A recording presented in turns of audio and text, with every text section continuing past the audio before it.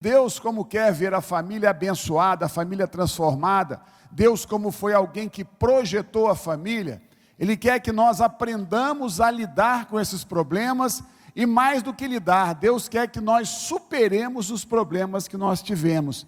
E a minha oração nessa manhã, orei muito por isso, é para que Deus trouxesse sobre a tua vida nessa manhã revelação e cura daquilo que precise ser tratado.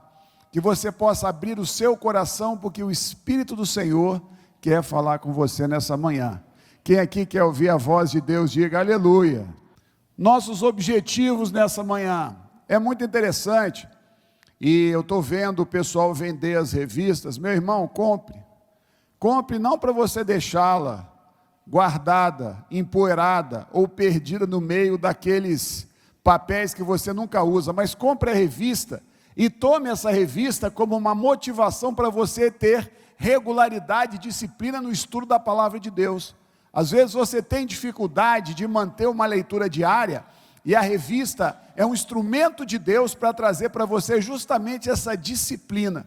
Então compre a revista e estude a revista. Isso vai trazer bênção sobre a sua vida. Primeiro, a abordagem da nossa revista, ela sempre é muito prática. E nós temos algumas coisas. Nas últimas décadas tem se observado cientificamente que é natural os pais terem um filho preferido. Olha que eu coloquei esse filho preferido, essa expressão eu coloquei em itálico. O que não raramente suscita ciúmes e inveja entre eles. Compreender as manifestações mais comuns da inveja e do ciúme quando intensos, de acordo com psicólogos e psicoterapeutas, essa manifestação se dá através da hostilidade e do ódio. Ou seja, dentro de uma família, um lugar que foi concebido, que foi projetado para ser lugar de paz, você pode ter, por problemas causados por dificuldades relacionais, você pode ter inveja, ódio, hostilidade. Isso pode acontecer? Sim. Terceiro, isso aqui é muito interessante e vai ser o nosso foco principal. Até que ponto os pais são responsáveis pelo surgimento ou a superação desse sentimento? O que nós estamos dizendo aqui é o seguinte: no primeiro ponto, é que você vai ver no desenrolar da lição, que pesquisas foram feitas e que pais e mães têm uma escolha em relação a filhos, que às vezes, até eu falo, é uma escolha não percebida, não voluntária, mas que de fato é uma realidade, e o grande problema dessa realidade é que nós nos negamos a enxergá-la. Segundo, é a gente compreender o que acontece quando essa realidade se faz presente. E terceiro, é o que você e eu, como pais, podemos fazer para que isso seja debelado, para que isso seja tirado, para que isso não seja algo que segue adiante na vida da nossa família. A lição traz uma frase muito interessante, que diz assim: um irmão pode não ser um amigo, mas o amigo sempre será um irmão. Inclusive, quando nós queremos nos referir a alguém que não seja nosso irmão, mas que nos seja próximo, como é que nós o chamamos? Meu irmão, minha irmã, você é um irmão para mim. Então nós temos a utilização da expressão irmão como símbolo de uma grande proximidade, como símbolo de uma unidade de sentimento, como símbolo de alguém que comunga os mesmos propósitos e os mesmos sentimentos. E nós vamos falar sobre essa questão na situação em que há consanguinidade ou laço de sangue, ou seja, na situação em que aquele de fato é o seu irmão de sangue. A abordagem da lição é muito interessante, porque ela diz o seguinte: entre os irmãos amigos e os irmãos inimigos, existe toda uma gama de tipos de relacionamentos. E nós vamos extrair da palavra de Deus, da Bíblia, os exemplos, e nós vamos tentar dissecá-los, analisá-los, estudá-los, para que a gente possa tirar lições práticas para os nossos relacionamentos. É interessante que a gente pare para pensar o seguinte: isso vai se aplicar a mim, porque eu, independente da idade que eu tenho irmãos. E também porque eu criei meus filhos, e que ainda há tempo de você influenciar e consertar situações. Queria chamar a tua atenção nesse sentido. Meus filhos já estão com 20 anos, 25 anos, meus filhos já estão com 40 anos, e eu quero te dizer que através da ação de Deus e da tua percepção, você vai ter condição de ser bênção na vida deles hoje. Então acorde, porque o que nós vamos falar se aplica a você, na tua convivência com teu irmão e na convivência dos teus filhos, que você ainda pode influenciar. Abel e Caim, Ismael e Isaque, Raquel e Lia, Esaú e Jacó, Moisés, Arão e Miriam, Absalão, Tamar e Amon, Maria, Marta e Lázaro. O que esses personagens têm em comum? Nós colocamos aqui. Reafirmaram a sua identidade por meio do contraponto oferecido pelo outro, ou seja, nós vamos ver que nós somos diferentes. E ser diferente significa que quando eu estou do lado de alguém diferente, eu sou naturalmente destacado, eu sou naturalmente contrastado com a característica do outro. E isso é o que nós vamos ver dentro dos relacionamentos que nós temos na palavra de Deus. Gostei demais porque a lição ela sempre traz uma abordagem científica. E nós precisamos entender que a ciência é para nós um instrumento de Deus. Meu irmão, a ciência não vai contra a fé. A ciência, na realidade, ela é uma dimensão que fica aquém da fé, porque Deus é o criador da ciência, Deus é o criador do conhecimento. Quando você vê alguém ser curado, além do que o conhecimento humano existe, não é porque a ciência não tem validade, é que Deus sabe algo que vai além do nosso conhecimento. Deus tem o conhecimento de toda a ciência. Então a ciência, ela é uma bênção. Pastor, às vezes as pessoas, elas demonizam a ciência, não fazendo uso delas de uma forma absolutamente contrária ao que Deus tem. Deus, ele pode te trazer cura através de um milagre, ele pode te curar através de um milagre, mas Deus pode te curar através da mão de um médico, através de um tratamento psicológico. Então veja a ciência como um instrumento de Deus para nos abençoar. Não ache que por Deus curar muitas vezes em situações em que a ciência se mostrava impotente, ela não tem validade alguma. Então você precisa descobrir que a ciência é uma bênção na nossa vida. O conhecimento que Deus permite ao homem angariar é uma bênção, e nós vivemos as benesses, as vantagens desse conhecimento. Então ele fala o seguinte: após uma série de estudos promovidos sobre os relacionamentos que se estabelecem entre irmãos, que são os mais longos da vida de uma pessoa, e é interessante isso mesmo, porque nós vivemos a vida inteira ao lado do nosso irmão, às vezes mais do que com os nossos pais, porque os nossos pais falecem, morrem, e nós ficamos a vida inteira do lado do irmão. E chega-se à conclusão, algo extremamente interessante, de que esses relacionamentos, a forma como eu me relaciono, é uma replicação do comportamento fraternal infantil, bom ou mal na vida adulta. Presta atenção no que nós queremos dizer. Se na primeira infância havia luta pela atenção dos pais, a tendência desse comportamento é se repetir na vida adulta. Da mesma forma, se houve companheirismo nessa fase, a tendência é a da repetição na vida adulta. O que a ciência descobriu é o seguinte: os pais são extremamente importantes. Uai, pastor, mas isso não está escrito ali.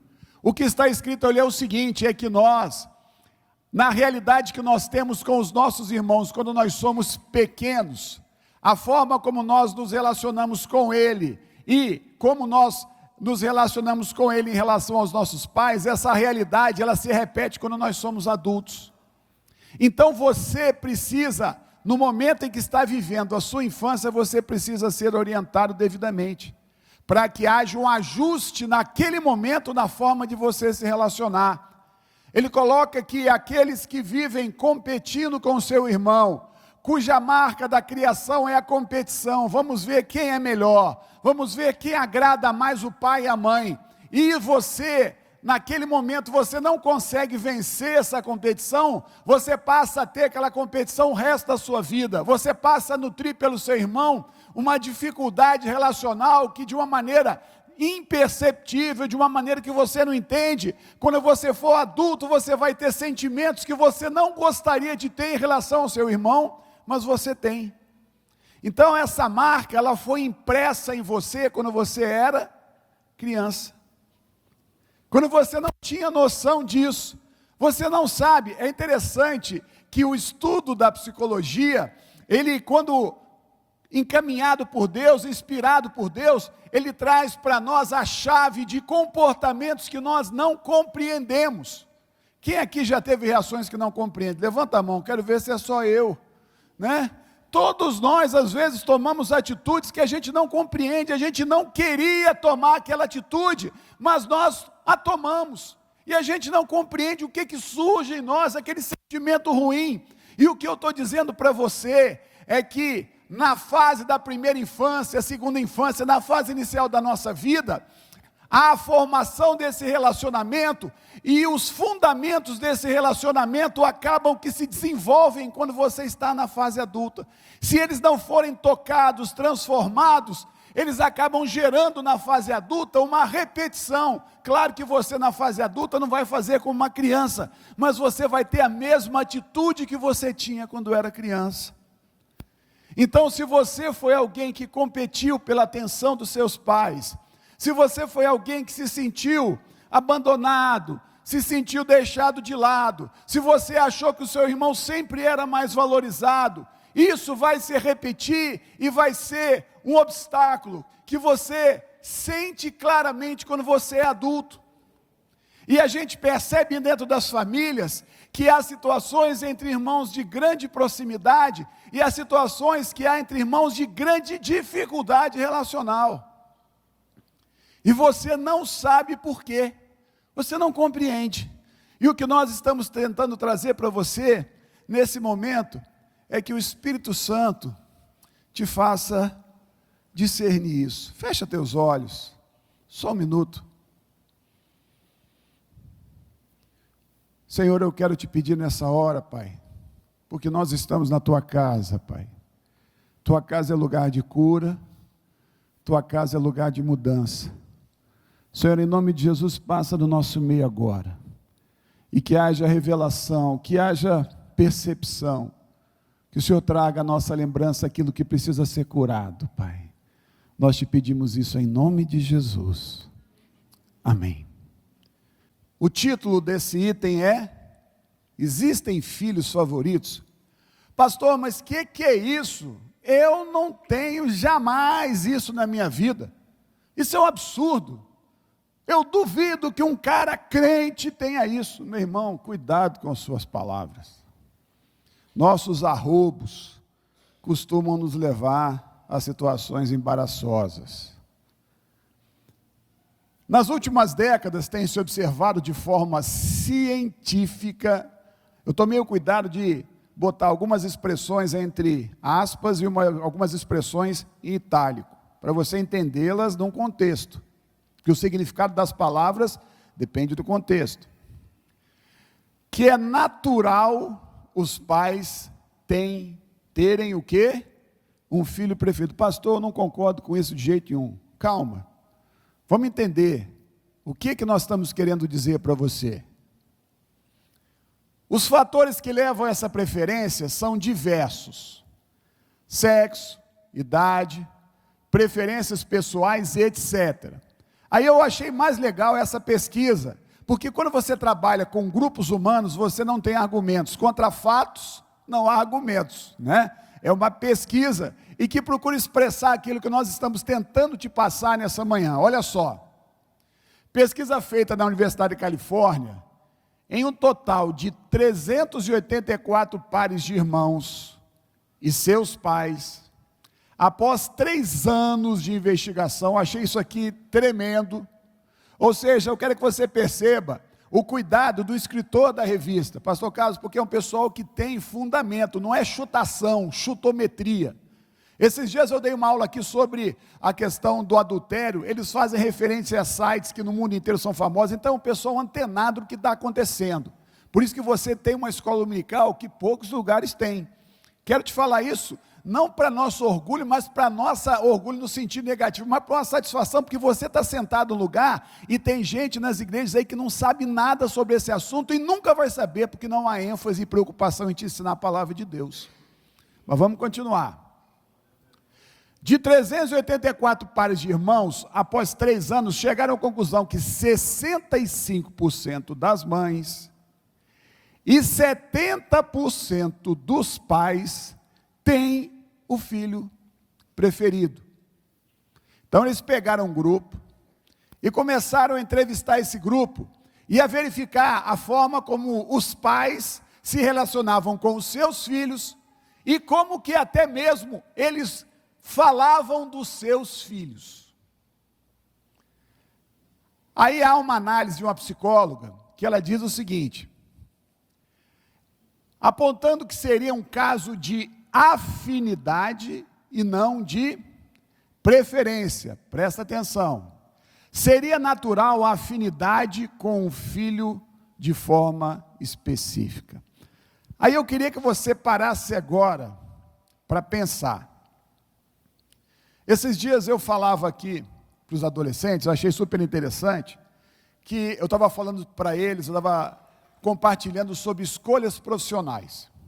E eu comecei a falar da importância da disciplina, da importância de nós sermos pessoas que têm foco. Quer dizer, eu estava falando muito sobre uma ação individual e aquilo que traria de benefício na minha vida. Aí eu abri a palavra e uma menina falou assim, pastor, e quando os pais querem se realizar através da gente e massacram a gente?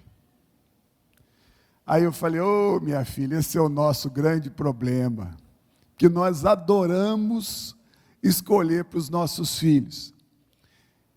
Aí eu estava conversando com eles e alguns diziam que em relação a escolhas profissionais, por exemplo, um deles falou assim, pastor, eu gosto demais, eu quero ser professor, eu gosto de história. E, às vezes, as pessoas não compreendem bem a importância da história. Ou seja, a tua escolha profissional pode ser um fator que leva você a, de uma maneira imperceptível, a privilegiar um filho em detrimento de outro. Quando você fala para o outro que escolheu aquela carreira que você acha linda, você fala para ele, puxa vida, o meu sonho, era tal. Eu costumo brincar, eu tive uma experiência muito interessante, porque meu pai, que já é falecido, ele falava assim, meu sonho é ter uma nora médica, para cuidar da minha velhice.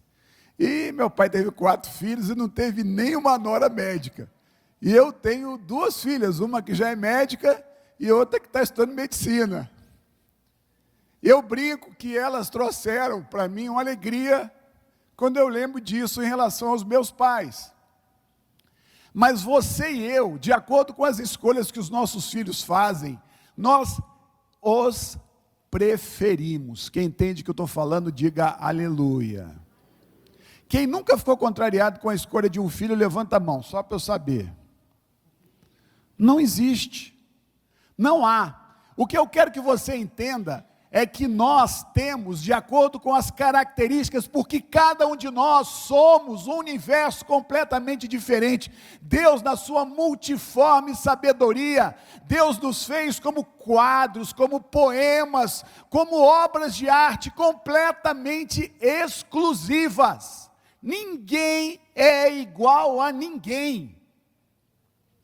E a verdade é que, quando um dos nossos filhos não tem as mesmas características que eu tenho, ou não tem as características que eu gostaria que ele tivesse, nós, de uma forma não percebida, nós acabamos por discriminá-lo. Qual que é a minha luta como pai? Qual que é a tua luta como pai? é ser alguém que mostra que você o aceita, que você o compreende, que você sabe que você tem defeitos e falhas. O dogma da infalibilidade paterna e materna é um dos maiores obstáculos para que o seu filho consiga ser alguém saudável emocionalmente. Quanto mais você se diz alguém que nunca erra, que nunca tem dificuldade, que nunca pede perdão, você mostra para ele, você acaba machucando, destruindo, rejeitando o seu filho. E quando a gente vai conversar com alguns pais, algum tempo atrás, é uma experiência interessante, porque o mais interessante é que o pai e a mãe não percebem o que eles estão fazendo, ele não percebe. Nós não enxergamos. E essa questão da afinidade nos faz, de uma maneira impressionante, a gente acaba deixando o nosso filho com o sentimento de rejeição. Mas vamos continuar, que eu ainda tenho muita coisa que eu gostaria de falar. Algo interessante também nessa pesquisa é o seguinte: essa preferência pode migrar de uma fase para outra da vida. Eu estava lendo sobre isso, eu achei esse assunto tão interessante, tão rico. Tem situações que até a própria característica física do filho é um fator que pode fazer você, sem perceber, privilegiar um em detrimento do outro. Ah, ele tem olho verde, ele é igual ao avô dele. A gente vai criando expressões e a gente não percebe que o problema não é você honrar um filho, o problema é você não honrar o outro filho. Meu irmão, nós somos todos iguais. Escute o que eu vou te falar. Se você não for um pai e uma mãe preocupado em trazer um equilíbrio para a balança, você acaba gerando problemas que são sérios. Dizer que o seu filho é a cara do avô não tem problema quando você o faz até honrando. Mas e o outro você tem que achar alguma coisa para ele também. De alguma forma você não pode, ser pai, ser mãe é algo muito difícil, porque a gente precisa o tempo todo estar atento ao que o outro sente, porque o sentimento não guarda lógica.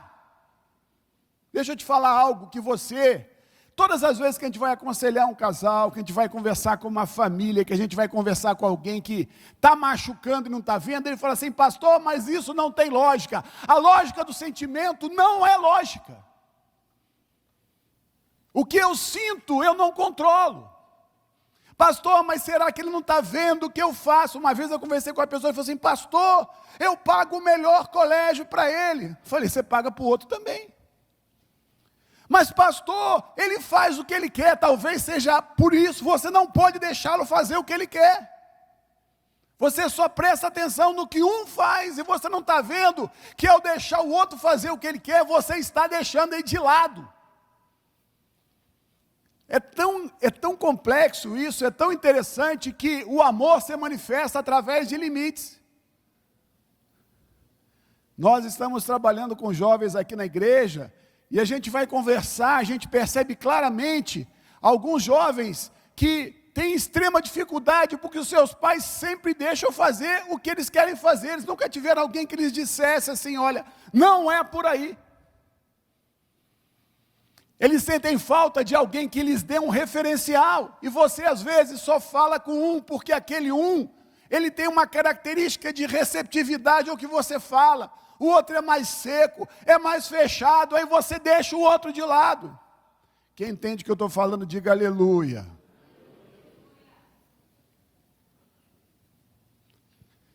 Então, olha só, o que era na infância, pode não ser na adolescência. Isso migra, isso muda. Os frutos do favoritismo, olha só. Inveja, ciúme, rivalidade e competição. Isso é a consequência natural de um ambiente familiar, onde, quer você queira, quer você não queira, foi criado esse ambiente. É destrutivo, é explosivo. Eu já vi briga de irmãos que, assim, um não matou o outro porque teve gente que apartou. Eu conheço um caso trágico de um pastor da nossa cidade, que um irmão matou o outro numa briga. Matou. Você escutou o que eu falei? Matou. Isso para te mostrar, nós precisamos parar com a história de que quem é crente e está na igreja não tem problema. Primeiro, o problema atinge a todos. E segundo, eu tenho que estar na igreja e eu tenho que cuidar da minha família. Estar na igreja e cuidar da família são duas coisas diferentes. Eu não estou dizendo para você não estar na igreja, o que eu estou dizendo é que estar na igreja, na realidade, é muito bom. Porque aqui você vai receber palavra, mas eu quero dizer que você tem que cuidar da sua família. Ouça o que eu quero te dizer nessa manhã. Problemas, quando são deixados de lado, aquela história de que o tempo cura é mentira. O tempo só cura o que foi tratado. Quem aqui já teve unha encravada? Quem levanta a mão só para eu saber. Deixa o tempo passar e não cura. Uma vez eu fiz isso. Uma vez nunca esqueço, uma senhora que mexia com o sal falou, não, encravada é só você deixar que ela sai sozinha. Meu irmão, eu fiquei com as duas unhas encravadas, eu tive que tomar antibiótico. Porque eu não enfrentei o problema. Crente não é aquele que ignora o problema, crente é aquele que enfrenta o problema com as armas que a palavra de Deus te traz. Quem entendeu, diga aleluia. Ah, pastor, na minha casa não tem problema, você vai ser arrebatado. Cuidado, né, pastor Salmo? Nós vamos ter notícia aí de arrebatamento, porque quem não tem problema em casa, me conta. Eu quero passar lá pelo menos um dia, porque lá em casa tem problema. Tem dificuldade, irmão briga com irmão reclama de irmão, né? Lá em casa, as meninas, se bem que minha filha casou agora, a roupa de uma vai para a gaveta da outra, a outra fala assim, essa blusa aqui é minha, não, é minha, não, essa blusa é minha, mas peraí, é minha ou é sua? Eu falei, vamos ver aqui, ué. Então, problema tem em todo lugar. Se você tem, quem tem problema, levanta a mão. Fala para o irmão, levanta a mão aí, meu irmão, porque senão você vai morrer, né? Porque você está santo demais, está pronto para morrer, né, pastor Salmo? Já conseguiu resolver todos os problemas, né? Então, você precisa entender. Agora, olha só. Esses sentimentos, e aí que entra a percepção dos pais.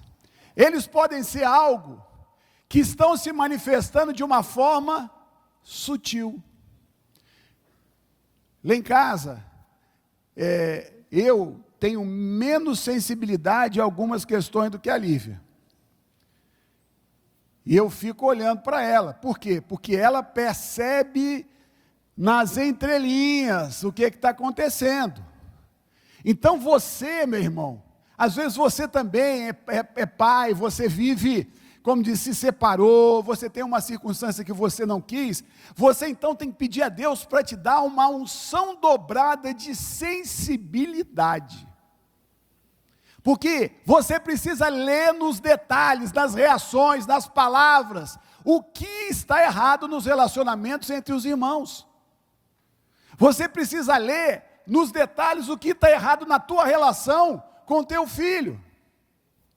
E você precisa ler o que está errado na tua relação com o teu irmão, mesmo que você já seja mais velho. A origem dos problemas você precisa perceber. Homem de Deus é homem sensível.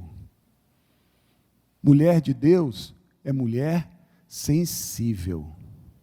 Essa semana nós estávamos estudando aqui na igreja, né?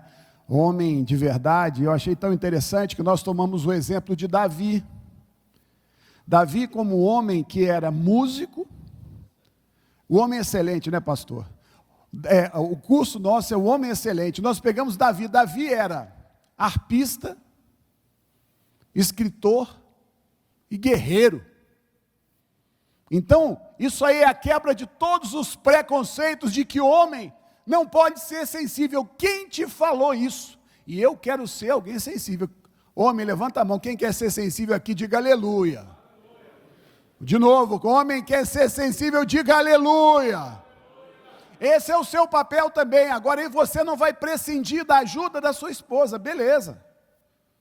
Mas você tem que querer ser alguém que entende. Isso desde a mais tenra idade. Meu irmão, isso não. Isso quando o seu filho tiver 2 anos, a sua filha tiver 3, ou os irmãos forem pequenos, essas coisas se manifestam nos detalhes. E o Espírito de Santo em nós faz a diferença para a gente enxergar. Pai e mãe tem que orar diferente. Tem que orar para que Deus lhes dê revelação do que acontece na sua casa. Continuando. No caso do ciúme, ele é motivado pelo medo de perder aquilo que você tem. Na inveja, você sofre pelo fato de que o invejado pode ter mais do que você tem. Você não quer que ele tenha, né? E na competição, o desvalorizado quer mostrar que ele é melhor. Isso é uma reação óbvia. Quando eu estou num ambiente e que eu sinto que eu não sou aceito como o outro, eu começo a querer mostrar que eu sou melhor do que o outro, ou que pelo menos eu sou igual. Eu fico lutando para ter a atenção dos meus pais. Perceba o que os seus filhos estão fazendo em relação a você. Às vezes você não está entendendo, ele não está estudando, ele está brigando no colégio, ele está tendo comportamento ruim, ele está respondão. Meu irmão, está faltando você parar com ele, entrar num quarto e falar assim: filho, o que está acontecendo? Filha, o que está acontecendo? Fala para mim, abre o seu coração, o que eu fiz de errado? Me ajuda. E tem pais que quando isso acontece, começa a punir. Comigo é assim mesmo, você vai ver quem manda nessa casa, e é assim que eu vou fazer. E você começa a instigar, a trabalhar só para bater, para prender, para reprimir. Você não está entendendo o problema, meu irmão, você não está entendendo o que está acontecendo.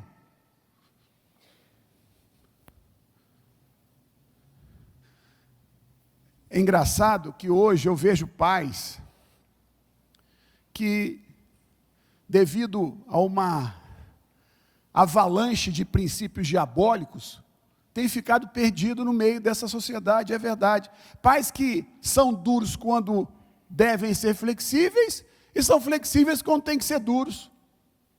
Pais que não têm coragem de dizer não, de impor limite, mas na hora de uma situação que ele vai mostrar quem ele é, ele cede. Nós vivemos hoje dias em que nós estamos sem saber qual é o modelo que nós temos de referência. Nós estamos sem referenciais, porque os referenciais da nossa sociedade hoje estão nas novelas. Eu estava no trabalho esses dias, eu via lá a conversa de 2 mulheres. A conversa delas era o Big Brother, era o comportamento psicológico de uma mulher daquelas, uma prostituta, uma malandra. E as pessoas esses são os ícones da nossa sociedade hoje. Hoje nós temos aula de como não educar todos os dias, basta ligar a televisão. Aí eu quero saber, você quando perceber situações situações em que você não controla e você não entende, você tem que humildemente chamar a pessoa para conversar. Você tem que falar: filha, filho, vem cá. E se você não foi ensinado a isso, é muito difícil. A minha história de criação foi uma história de muita dureza. E é por isso que a minha geração hoje não está sabendo fazer o contrário. Porque no meu tempo, pai olhava para mim, eu já estava tremendo e fazendo o que ele queria. Hoje meus filhos falam comigo, eu começo a rir, eu falo: meu filho, quando que eu ia falar isso para meu pai? Não que eles me desrespeitem, mas eles falam: pai, eu não concordo, porque acontece isso, isso e aquilo. E eu tenho que hoje, porque forte é quem consegue argumentar, forte não é quem grita. Quem aqui gosta de gritar só pisca os olhos. Né? Na hora que você vê que a vaca foi para o brejo, que seus argumentos sumiram, você logo dá um grito. Quem já fez isso também só pisca os olhos de novo. E a gente erra, e erra mesmo. O que eu quero mostrar para você é que você precisa ter coragem para ser alguém que foi como Jesus. Porque Jesus é a nossa referência de autoridade. Jesus, ele soube ser duro, ele chegou para Pedro: Pedro, sai Satanás. E Pedro está aí firme. Continuou a obra. E Jesus teve paciência de saber que uma mulher adúltera foi pega no mais promíscuo ato sexual e ela foi levada para ser apedrejada. Jesus fala para ela: olha, o negócio é o seguinte, vai e não peques mais. O que marcou Jesus não foi a força da sua voz, foi a força da sua autoridade, dos seus argumentos. Meu irmão, e é difícil para burro. Porque quando a gente está com raiva, quem aqui fica com raiva de vez em quando também só pisca os olhos. Perde a paciência e pisca, né? Nessa hora, meu querido, você deixar Deus fazer a diferença é o nosso desafio. Então você precisa ser alguém que percebe o que está acontecendo. Continuando. Análise do texto bíblico e a inveja entre irmãos.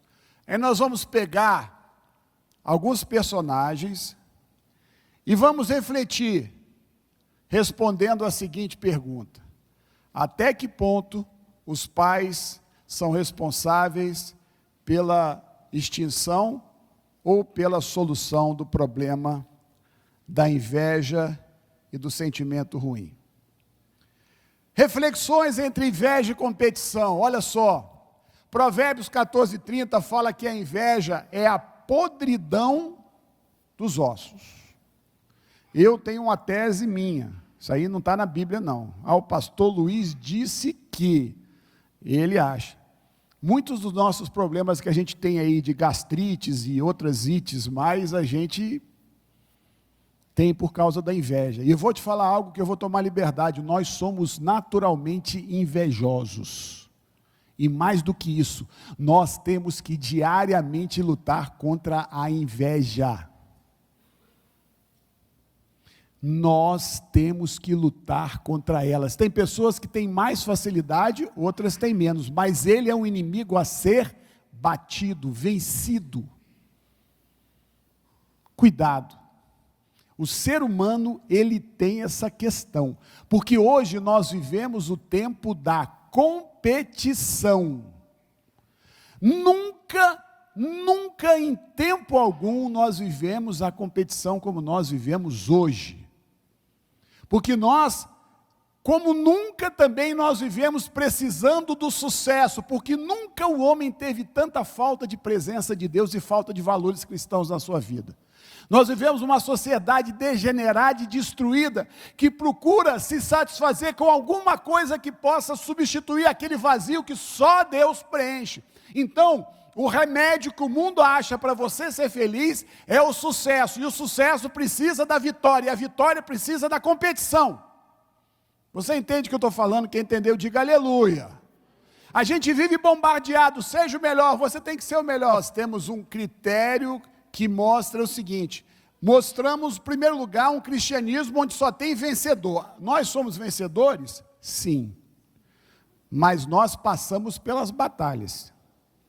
Aí, você vai numa igreja assim: Deus vai tirar do ímpio e vai dar para o justo, Deus vai mudar a tua história e você vai receber aquele negócio que você sonhava. Nós não podemos ser pessoas comuns no sentido mais positivo da palavra. Eu não posso ser comum. Eu não posso ser mais um, eu tenho que ser o super, hiper, mega power. Eu tenho que ser o cara. Eu tenho que ser o que prega melhor, eu tenho que ser o que fala melhor, meu filho tem que ser o melhor. E nós não conseguimos viver o prazer na vida, na bênção do outro. Eu coloco aqui algo muito interessante. O pastor Alain Brizotti tem um livro dele, eu acho que é o Quando a Vida Dói. Gostei demais. Ele falou que hoje é muito mais difícil você se alegrar com os que se alegram do que chorar com os que choram. Porque nós vivemos uma visão de absoluta competição. Hoje, dói mais na tua vida o sucesso do teu irmão do que a dor dele.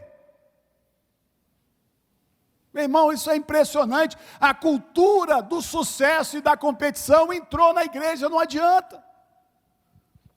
Eu quero que você perceba o que me choca. Esses dias eu tenho lido um livro muito bom, do Philip Yancey, O Jesus que eu nunca conheci. Ele começa a falar sobre Jesus e mostrar que Jesus ele atraía para eles aqueles que hoje nós não gostamos de ver do nosso lado. As prostitutas. Ele fala o seguinte, que os alijados do mundo, os deixados de lado, hoje não têm prazer de estar na igreja, porque nós vivemos dentro da igreja hoje essa espécie de competição. Eu tenho que ser o melhor. Se entrar alguém cuja vida é uma vida destruída, eu olho para ele e não trago para ele a graça, mas eu trago para ele a condenação. E a igreja passa a ser como no tempo do fariseu. Os fariseus, eles afastavam as pessoas, só aceitavam os bonzinhos. Nós vamos criar a igreja dos bonzinhos. Não existe. Então eu quero que você entenda uma coisa. A inveja é alguma coisa que hoje ela está incrustada, ela está disseminada, ela está colocada nas nossas vidas, porque nós somos o tempo todo cobrados para sermos os melhores. Hoje eu não posso errar. E isso tem um fator interessante. Quando você é criado dentro de um sistema muito duro, de muita exigência, você acaba então fazendo com que isso seja muito aumentado na sua vida, porque você se sente derrotado, porque você não conseguiu viver aquilo que é o ícone dos ícones, você não consegue ser o melhor, o maior, como o pastor Silvio falou. Então cuidado, nós precisamos desligar as nossas televisões, e nós precisamos começar a ler a palavra, e nos encher da palavra, e de louvor e de adoração. Meu irmão, eu quero te falar algo interessante, importante. Eu não estou dizendo aqui que ver televisão é pecado, mas eu quero te dizer que nós precisamos mudar os nossos hábitos. Nós precisamos colocar limites na televisão. Estou angustiado. Hoje, qualquer horário, a imoralidade impera, graça. Eu estou falando isso não porque eu quero ser um puritano, mas eu quero ser de Deus, eu quero ter valores de Deus, eu quero ter presença de Deus, eu quero ter autoridade para falar, eu quero ter vida espiritual, e eu quero te perguntar, quanto tempo por dia você gasta buscando a Deus? Porque não adianta, nós vivemos um tempo de tantas igrejas e de nenhum poder da igreja sobre o mundo. O Brasil tem não sei quantos milhões de crentes, 30% da população, e nós vivemos com a corrupção dentro da igreja. Qual que é a diferença que nós temos feito nos relacionamentos com os nossos filhos? As famílias dos crentes estão iguais às famílias lá de fora. Porque nós estamos vendo televisão demais e lendo de menos. Nós estamos gastando muito tempo com televisão e nós estamos gastando muito pouco tempo para saber o que a minha esposa está passando, o que o meu filho está passando. Nós estamos gastando muito tempo com aquilo que não me traz bênção verdadeira, não traz presença de Deus. Eu quero te perguntar, não quero te condenar, mas eu quero te chamar para um tempo novo. Eu queria te fazer uma proposta. Quando você chegar em casa hoje, escuta. Pega um papel e começa a escrever como é que é o teu dia. E que horas que você dedica para as coisas que vão te trazer bênção. Não é o nosso objetivo aqui, mas eu queria trazer essa palavra para você. Continuando, não é objetivo assim, não é o foco da lição hoje. Para que a gente possa ser protegido da inveja e outros sentimentos parecidos, é indispensável que eu me sinta amado, suprido e satisfeito comigo mesmo. Eu preciso ser alguém que tem realização pessoal. Eu preciso enxergar os fatos de uma maneira que Cristo vê e não que o mundo vê. Eu preciso tirar o mundo de dentro dos meus valores e dos meus princípios. Eu preciso passar por uma submersão ou uma imersão na palavra para que eu possa aprender a agradecer a Deus pelo que eu já tenho. Deixa eu te falar alguma coisa importante. A nossa tendência à inveja, à competição, ela é trazida pelo diabo porque você nunca está satisfeito com aquilo que você tem, que você alcançou. Você sempre está sendo levado por uma falsa premissa cristã de que Deus te quer prosperando. Deus te quer prosperando, mas Deus te quer alguém que reconhece o que já foi alcançado. Quem entende o que eu estou falando, diga aleluia. Você vive correndo atrás do futuro e não vive o presente.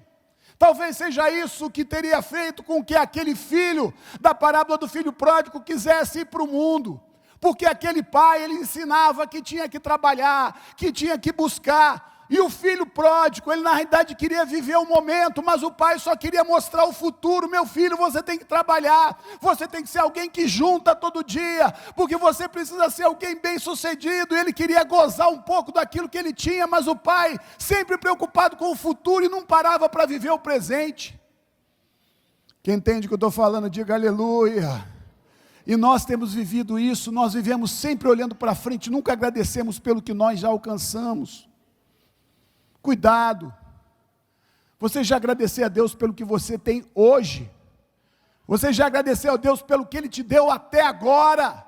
Ou você é alguém que vive uma ingratidão contínua, porque você nunca fala, Deus, obrigado pelo que eu tenho, você sempre quer mais, porque você está sendo infectado pela bactéria de um desejo contínuo, incomensurável de algo que está no futuro, mas Deus te quer vivendo hoje.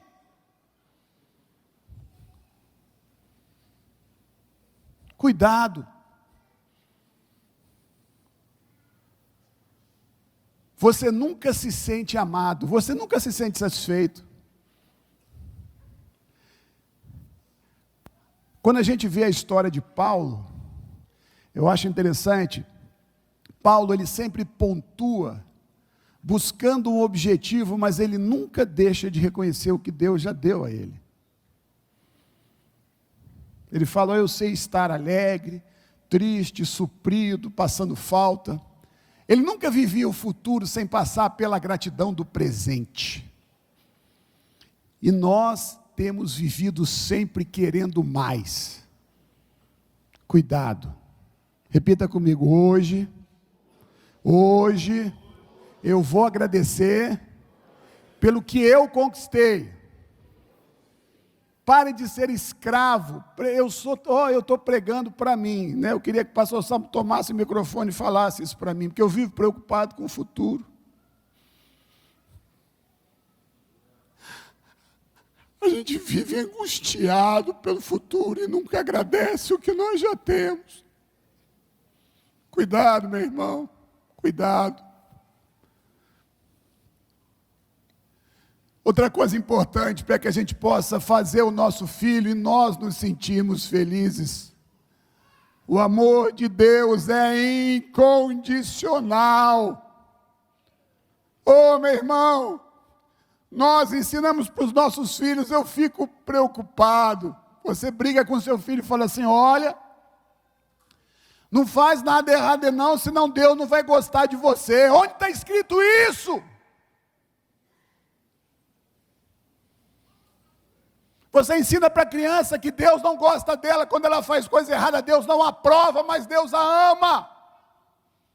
Aí nós vivemos prisioneiros da armadilha do desempenho, eu só me sinto bem quando eu faço o que é certo, quando eu faço o que é errado, eu me sinto não amado, deixado de lado. Quando você tiver um filho e fizer alguma coisa errada, você fala, meu filho, eu te amo, e eu não concordo com o que você fez, mas eu te amo. Isso é a maior força de argumentação que você pode trazer para uma pessoa. Isso é o poder do amor, é o poder que venceu a morte, tirou Cristo e fez com que você e eu estivéssemos aqui hoje. E nós vamos viver a vida eterna por causa de um amor incondicional. Essa que é a lógica. Crianças que são ensinadas que Deus não gosta quando ele faz coisa errada, que Deus não vai amar mais, é mentira. Deus ama, Deus não aprova comportamento. Portanto, o amor de Deus é incondicional. Não há nada que você faça que possa fazer com que Deus te ame mais ou menos. Deus já te ama. Quem entende o que eu estou falando, diga aleluia. O ambiente de competição é fator estimulante a esse tipo de problema. Para de comparar. Tem pai, tem mãe que precisa ser sábio. Aí você fica falando de um filho comparando com outro. Você está criando um inferno na sua casa. Ah, o Paulinho é maravilhoso, obediente, só tira 10, você só tira 0, você é um relapso, você é burro. E o que você espera que isso vai gerar? Para de comparar. Seja alguém que sabe colocar a virtude. Quando você quiser repreender, não compare, isso dá problema, isso gera ferida. Você imaginou, o pastor Salmo vem falar comigo, falou, não, Luiz, olha só, o pastor Carlos é bom demais, você não presta, você não veio de manhã, você não veio de tarde, não, o pastor Carlos é bom demais. Eu vou ter vontade de pegar o pastor Carlos pelo pescoço, né? Você está incitando ódio entre os irmãos, e você está achando que está moendo, você acha assim que você está arrebentando a boca do balão, você usa um irmão para bater no outro, meu irmão, está feita a desgraça.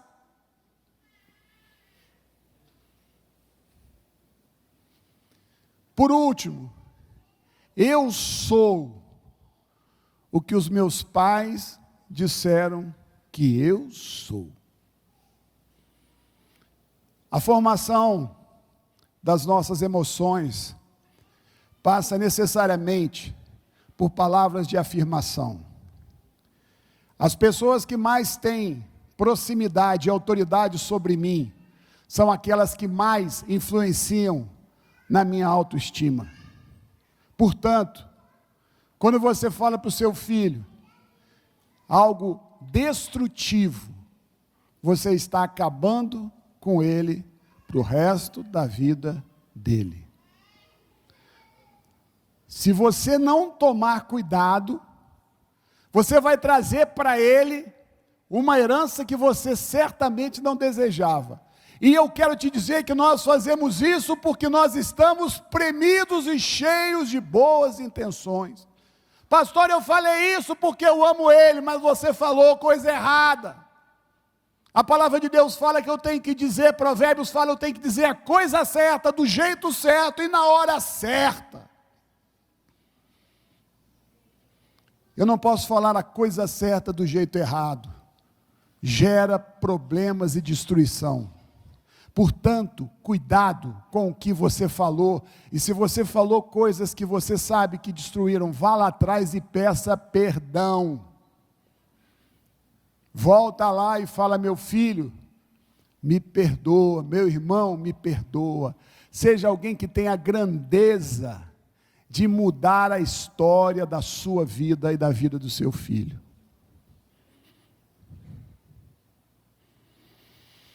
Filhos são diferentes e reagem de forma diferente ao mesmo estímulo.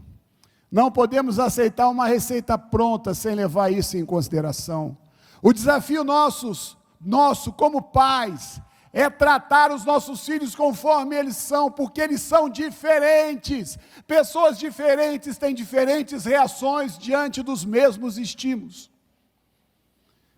Na minha casa eu tenho 3 filhos, 2 filhas e um filho. Meu filho sempre foi mais daquele que não gosta de levar bronca. Luiz Júnior, eu falava com ele uma vez e era suficiente. Sistemático. Minha filha mais velha, era mais traquina. Gabriela, vai, já vou, pai. Gabriela, vai, estou indo, pai. Gabriela, vai, Gabriela, peraí, pai. Então é o seguinte, a Gabriela tinha que apanhar mais. Porque a Gabriela tinha que ter um estímulo mais forte. Para a Gabriela pegar ela e colocar de castigo, meu irmão, ela ia legibir no castigo. O Luiz Júnior, se eu falasse alguma coisa com ele ia sofrer. Então eu preciso entender, cada um é de um jeito. E nisso aí você às vezes se identifica mais com um ou com o outro. Você acaba achando bom um e achando errado o outro. Não, eles são diferentes. Diferença não é que um é melhor ou pior, eles são diferentes.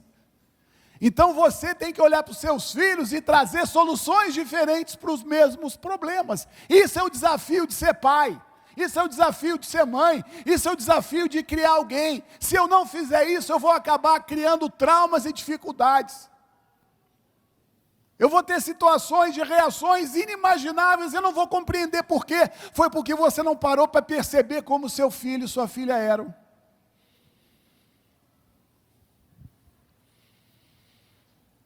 Na grande maioria das vezes, os pais não veem que estão causando separação dos filhos ao tratá-los de forma diferente. Tire os rótulos do seu filho. Meu irmão, a nossa tendência como sociedade é impressionante. Você chega, visita uma casa, e você vê o pai falar, fulano é custoso demais. Não, o outro não. E a gente rotula, e aquela criança é exatamente o que você fala que ela é. Ele é terrível, então aquele que é terrível ouve isso, que é terrível o dia inteiro, ele será cada dia mais levado para ele ser fiel à palavra que foi lançada sobre ele. Quem entende o que eu estou falando, diga aleluia. É assim que funciona. Nós somos fiéis ao que nos falam, nossos pais. Então você precisa entender isso, e você precisa mudar as palavras. Meu filho, você é alguém que ainda não chegou naquilo que Deus tem para você, mas você é abençoado e obediente.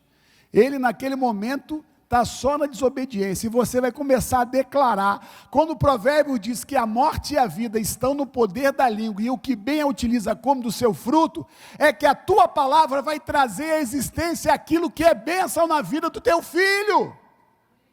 E é isso que você tem que fazer. Esse é o teu papel como pai, como mãe, é trazer bênção, ser abençoador, ser alguém que declara, filho, você é uma bênção. Você tem que ser alguém, meu querido, que elogia.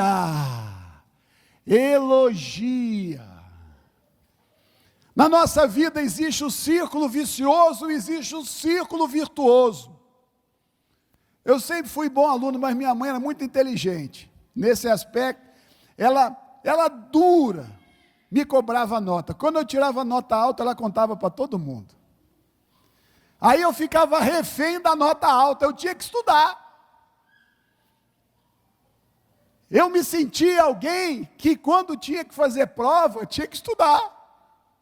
Isso é ser sábio, meu querido. Quando você elogia, você estimula o bom comportamento. Eu lembro até hoje das palavras da minha mãe, o Luizinho, ela me chamava de Luizinho. O Luizinho sempre foi atirado, sempre foi ousado, e eu achava aquilo o máximo. Aí um dia apareceu um concurso para trabalhar em Goiás, eu morava no Rio. Eu falei, mãe, eu acho que eu vou para Goiás. Ela falou, meu filho, vai. Meus amigos de faculdade disseram assim, Luiz, lá você vai andar de cipó. Meu irmão, eu fazia uma das melhores universidades de engenharia do Rio de Janeiro, Universidade Estadual do Rio de Janeiro, engenharia mecânica. Eu falei para um amigo meu, eu falei, rapaz, o Roberto era o nome dele, ele falou, Roberto, eu acho que eu vou fazer um concurso, eu vou lá para Goiás. Eu falei, rapaz, você está ficando louco, você vai andar no meio de índio. E minha mãe falava assim, não, meu filho, você é atirado, vai, faz. Eu quero que você entenda que quando você cria esse hábito de elogiar, você faz seus filhos se tornarem pessoas que têm motivação para serem bons, porque você os abençoou. E quanto mais você for alguém que amaldiçoa e que reclama, mais você vai ser alguém que vai destruir a vida do seu filho. Quem entendeu, diga aleluia. Mais um pouquinho. Pais sempre têm que balancear essas situações. Preste atenção, nós já estamos encerrando. Sempre seja alguém que percebe o que o seu filho está sentindo. E nisso aí seja alguém que elogia. Quando você elogia um e você perceber que o outro está meio deixado de lado, traga a palavra de estímulo sobre ele. Destaque o que ele fez de certo. Mostre aquilo que foi bom. Ressalte o que é bom na vida dele. E ele vai ter vontade de ser melhor. Nós temos alguns exemplos, como de Esaú e Jacó.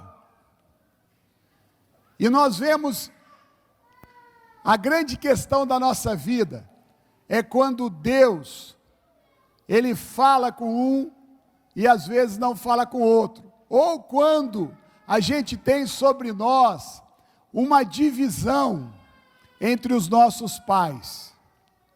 A Bíblia fala que Isaac gostava de Esaú. Isaac gostava porque Esaú caminhava, era caçador, satisfazia seu ego. Rebeca gostava de Jacó porque Jacó ficava com ela, Jacó habitava em tendas. E aí a gente vai vendo uma briga que se desenrola diante de uma divisão entre Isaac e Rebeca. Os irmãos de José, eles tiveram ódio porque Jacó deu de uma forma absolutamente desequilibrada uma capa para José.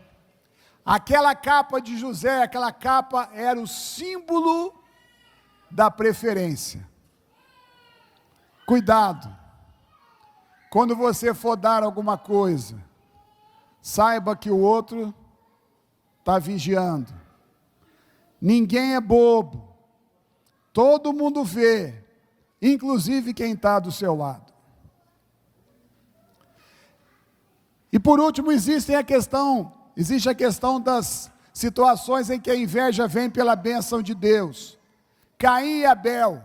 Abel não fez nada para que Caim o odiasse, mas Caim odiou Abel porque a sua oferta não foi aceita como a de Abel. E dentro desse exemplo a gente tem Moisés, Arão e Miriam. Quando Moisés fez uma escolha errada, Miriam e Arão disseram assim: Deus não fala através de nós também?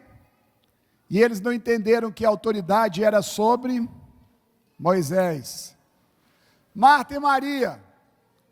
Foi uma situação em que Marta queria cuidar da casa e Maria queria ficar aos pés de Jesus. E Marta pede a Jesus que repreenda a Maria. E não funciona. Jesus fala: olha, Maria escolheu a melhor parte. Eu botei para a gente encerrar. Os pais não costumam admitir o problema da preferência, ou não aceitam. Afinidade com o filho é algo natural, mas amar mais a um do que o outro é o erro. Os critérios para conduzir e educar devem ser os mesmos, levando em consideração sempre as individualidades. E nem sempre o filho preferido é o mais feliz. Aliás, na maioria das vezes não é, porque ele se sente refém, ele se sente cobrado. Não transfira os seus anseios. É o caso de Rebeca, a gente não tem tempo. E para a gente encerrar, eu queria deixar esse texto com você. A lógica dos relacionamentos deve ser a do amor e da capacidade de sentir o que o outro sente. Eu queria que você pensasse nessa frase. Entre no lugar do outro e faça para o outro aquilo que você gostaria que fosse feito para você. Vamos ficar de pé, nós vamos encerrar. Eu queria te fazer aquela cobrança de você hoje à tarde pegar e ver como que você está gastando o seu dia, como que é a ordem do seu dia, e quanto tempo durante o dia você está vendo televisão, ou fazendo coisas, e deixando de ser alguém que busca Deus através da palavra e da leitura. Fecha teus olhos. Pai amado, que a tua presença venha sobre nós agora, que o Senhor toque em cada vida, Pai. Que o Senhor nos faça a cada dia, pais e mães atentos. Senhor, quebranta o nosso coração, e que sejamos bênção e manifestação do teu amor na vida dos nossos filhos. Nós desejamos e nós abençoamos, Pai, em nome de Jesus, amém. Que Deus abençoe, obrigado.